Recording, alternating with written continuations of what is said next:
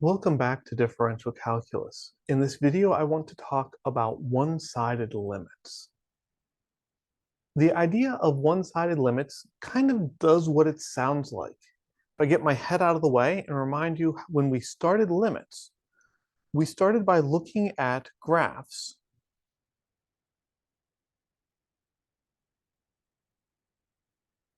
and tracing what happened as we approached a point x equals c along the path of the graph in either direction.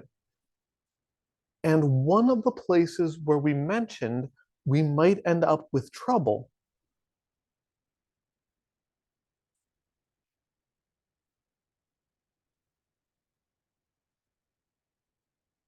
was in a piecewise defined function, where at the point C, if you follow along one path, you end up at one value. And if you follow along a different path, you end up at a different value. A one-sided limit is a tool for evaluating just one of those paths.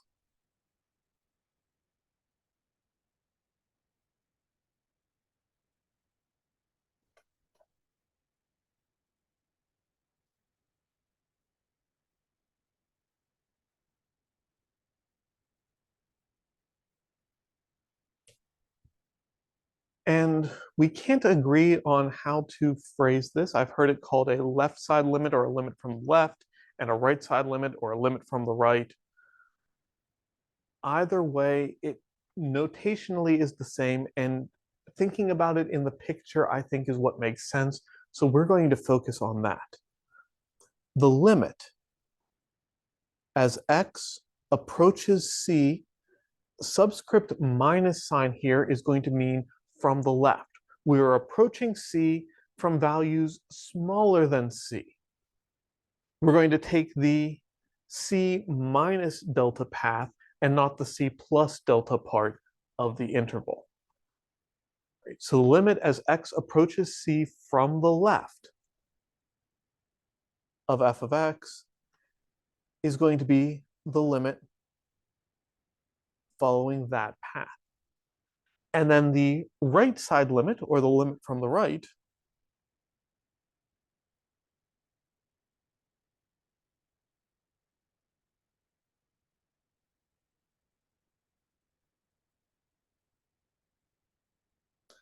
is the limit as x approaches c with a superscript plus sign. We'll read that as x approaches c from the right.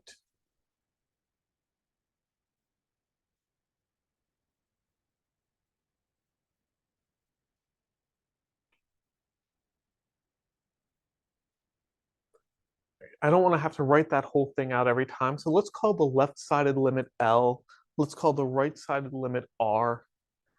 And we're going to define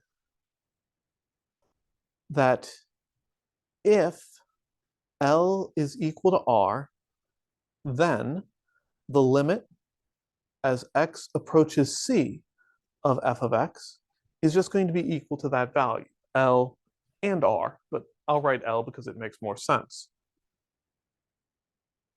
If L is not equal to R, then we're going to say that the limit as x approaches c of f of x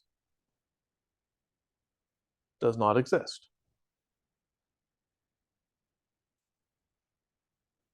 Technically speaking, we can use this idea of a one-sided limit anywhere we want. But it really only has value in two cases. One of those cases is what we're going to do in this video, working with piecewise defined functions. The other case we will look at in a future video has to do with asymptotes and behaviors around asymptotes. So this is our tool for dealing with, does a limit exist for a piecewise defined function? Do the pieces go to the same place or do they go to different places? And once again, as I've talked about in previous videos with limits, this is going to feel like a lot of notation for something you're already familiar with. You are already familiar with thinking about whether a piecewise defined function is continuous or not by comparing where the endpoint of the pieces are and determining if it goes in the same place or not. That's literally what we're doing here. We just now have a notation for codifying that sort of an analysis.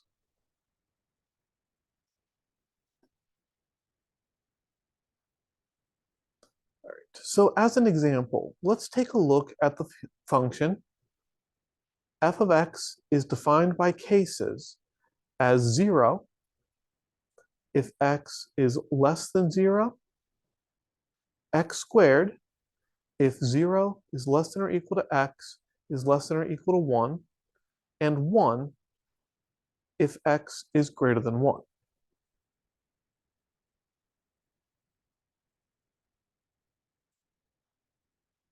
If I want to take the limit as x approaches 4 of f of x, I have nothing to worry about. Because at x equals 4, there is a fairly large window around 4 where the function stays on this piece.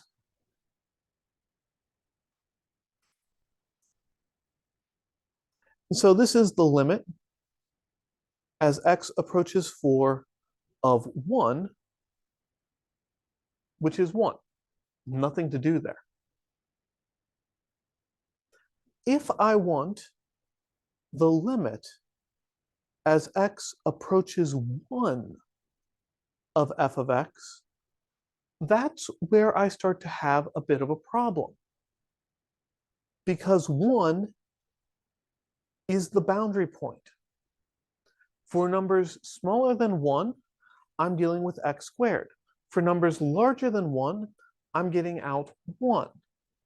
And I cannot form a window, an interval centered on 1 that does not split between these two different pieces. And so in order to evaluate this, I do have to split it up and separately look at the limit as x approaches 1 from the left of f of x. And as we approach 1 from the left, as we take values smaller than 1, we are in this piece. This is going to be the limit as x approaches 1 from the left of x squared. All right, well, I know how to take the limit on x squared. That's just going to give me 1 squared, which is 1. Nothing to worry about there. As I approach from numbers larger than 1, the limit as x approaches 1 from the right of f of x, whenever I pick a number that is larger than 1, I'm in that last piece, and I get the limit as x approaches 1 of 1, and that's just going to give me 1. The key thing that happens here, when I take the limit on the left, when I take the limit on the right, either way I get 1. The limits on both sides agree with each other, and the limit as x approaches 1 of f of x is just 1. Again, that's something that you saw how to do dealing with piecewise functions in a previous course. How to look at what is happening in the two pieces at a breaking point and determine if the function is going to be continuous or not. There's nothing new that we're doing here compared to what you did there, except I now have a formal notation for talking about it.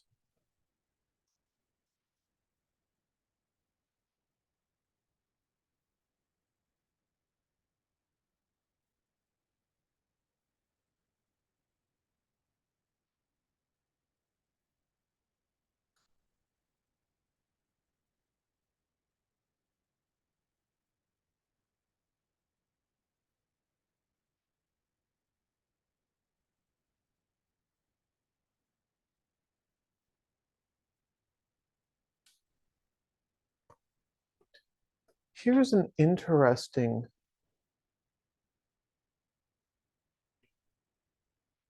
helps if I write the expression correctly. Here's an interesting function. G of x is equal to x if 0 is less than x is less than 1. G of x is equal to x squared if 1 is less than x is less than 2. And g of x is equal to 0 otherwise. For every other value of x, I get 0, except the ones between 0 and 1 and the ones between 1 and 2.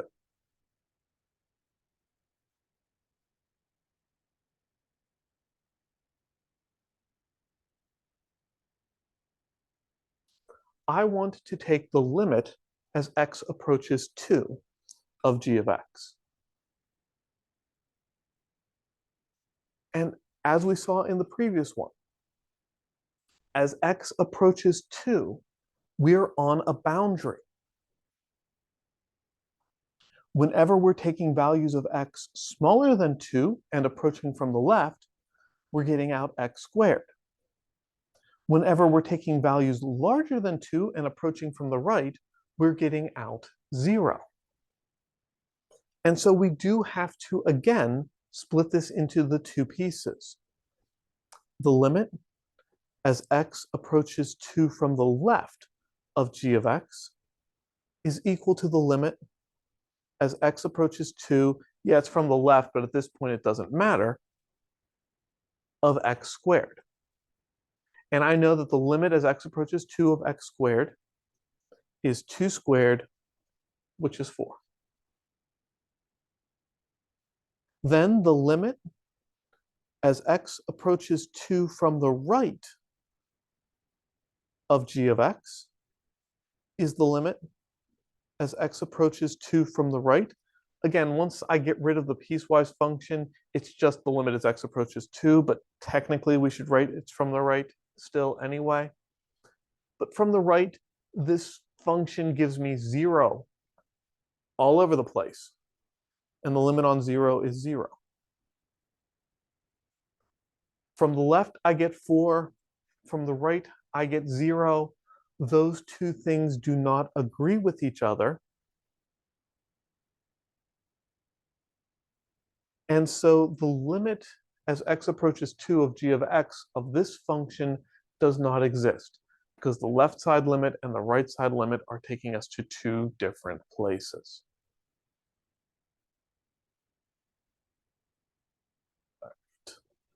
Let me copy this function because I want to keep working with it. I think it's kind of an interesting one.